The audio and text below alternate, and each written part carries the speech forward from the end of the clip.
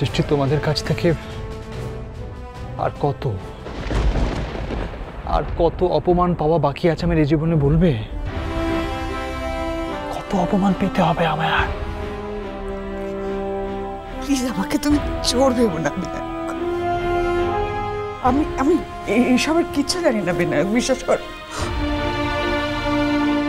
হয়তো কোনো কারণে এই ভূমি ও বাড়িতে হাতটা নিয়ে গিয়েছিল, আমি ছুঁয়ে ফেলেছি, আমি কিচ্ছু জানি না এসবের, বিশ্বাস করো।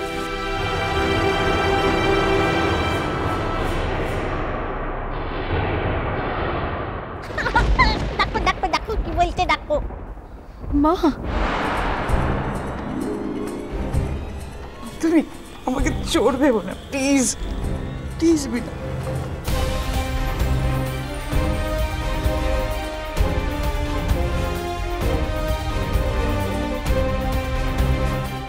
আমি তো কবেই বলেছি আমাদের এই বেকামুখী আমাদের কাজল রানীকে ফাঁসানোর জন্য লুকিয়ে লুকিয়ে ওর মায়ের ব্যাগের মধ্যে ওই হারখানাকে ঢুকিয়ে দিয়েছে। হ্যাঁ না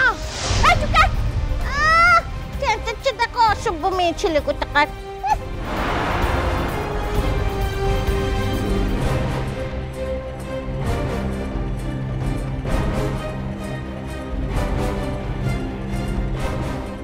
অমর তো আমরা যা বোঝার সবাই বুঝে গেছি। আমার মনে হয় এবারই প্রসঙ্গটা বাদ দেওয়াই ভালো। না, তোমরা বাদ দিলেও আমি বাদ দিতে পারবো না জেম্মা। এর উপরেই নির্ভর করে আমি আমার স্ত্রীকে বাড়ি ছাড়া করেছি।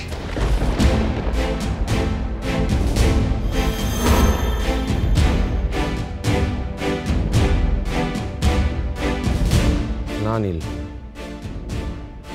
শুধু এই ঘটনাটার উপর নির্ভর করে নয়।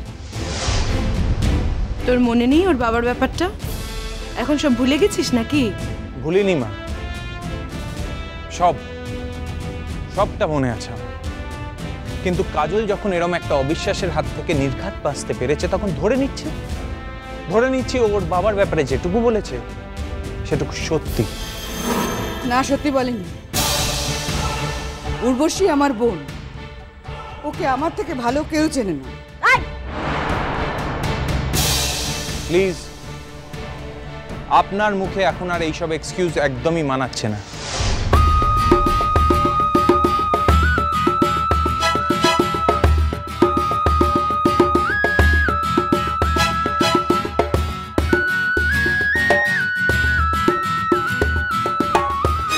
এখানে আমার একটা কথা আছে নীল।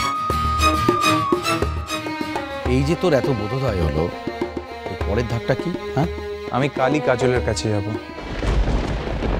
ওর কাছে ক্ষমা চেয়ে ওকে ফিরিয়ে আনবো এই বাড়িতে। কাকাই,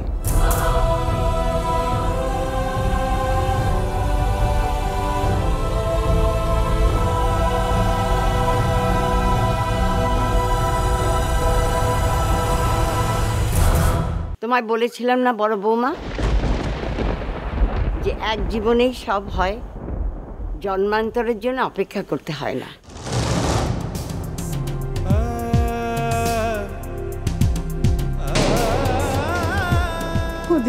ওদি আমরা যে মেয়েটার উপর বড় অন্যায় করে ফেলেছি গো, বড় অন্যায় করে ফেলেছি। নীল, কাজলকে কালই গিয়ে ফিরিয়ে নিয়ে এসো। কিন্তু আমি যতটুকু জানি মেয়েটাকে অ্যাটলিস্ট ও নীলের কথায় ফিরবে বলে মনে হয় না। অমর্ত আঙ্কেল, আমি বুঝতে পারছি নীল তোমার মনের অবস্থা, কিন্তু তুমি ওর জায়গা থাকলে কি করতে?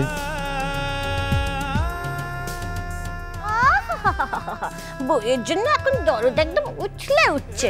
ঝাঁটা মারো, মেনে মুখ হতচ্ছাড়া বেটা ছেলে কোথাকার, দূর হাত থেকে।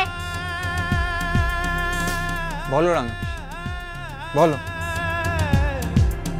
তোমার যত খারাপ কথা জানা আছে সব বলো। আমি এটারই যোগ্য টাঙা পিসি, বলো।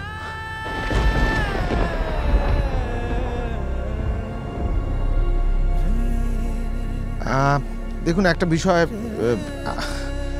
আমাদের বিয়ের আর বেশি দিন তো বাকি নেই।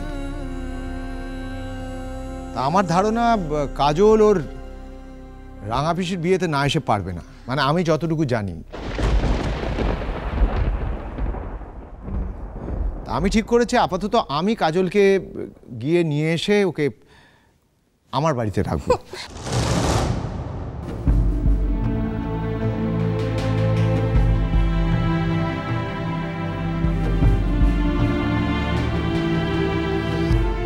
তুমি না খুব ভালো জানো তো, তুমি না খুব ভালো। কথাটা বলে নি। আর নীল যদি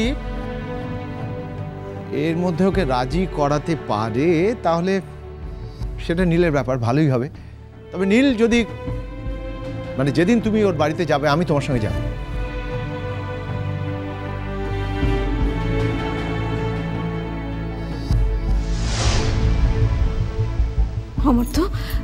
অমর্ত্য তুমি তুমি যাবে? যাব যাব বৌদি। দেখুন, আমার তো আর যাওয়ার কোনো মুখ নেই। ওই মেয়েটার কাছে কোনোদিনই কি আমি আর নিজের মুখ দেখাতে পারবো?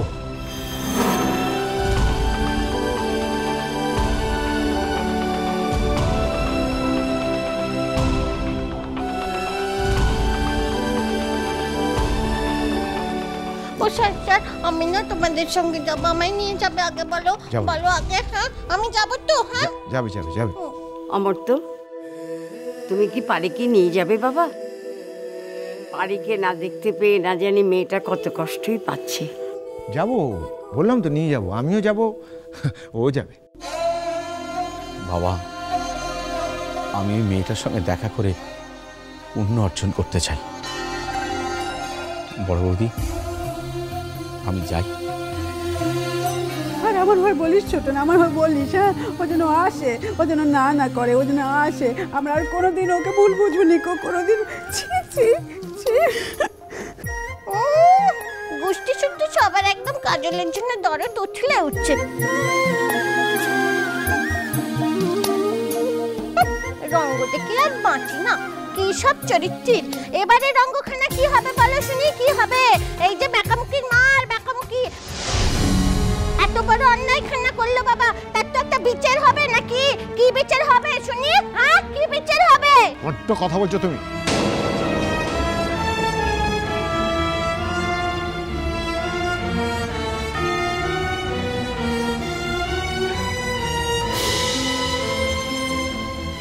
ঠাকুরজি, কিছু কিছু বিচার কিছু কিছু লোকের ক্ষেত্রে স্বয়ং ঈশ্বরই করেন।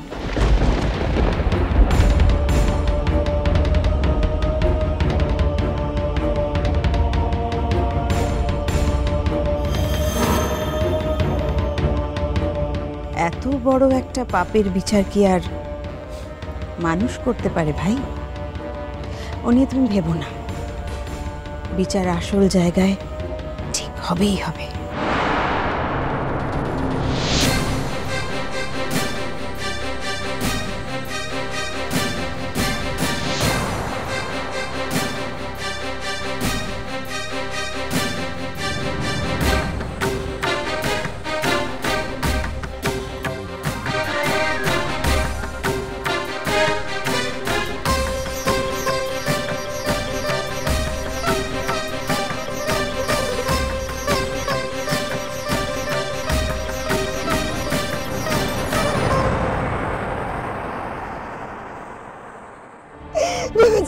ভেবেছিলাম যখন 4টার সময় শিবানী মধ্যে ওটাকে নিয়ে বাবাই আসিব, ও তাদের হাতে পায়ে ধরে কাজে কেমন ভিক্ষে চেয়ে নেব।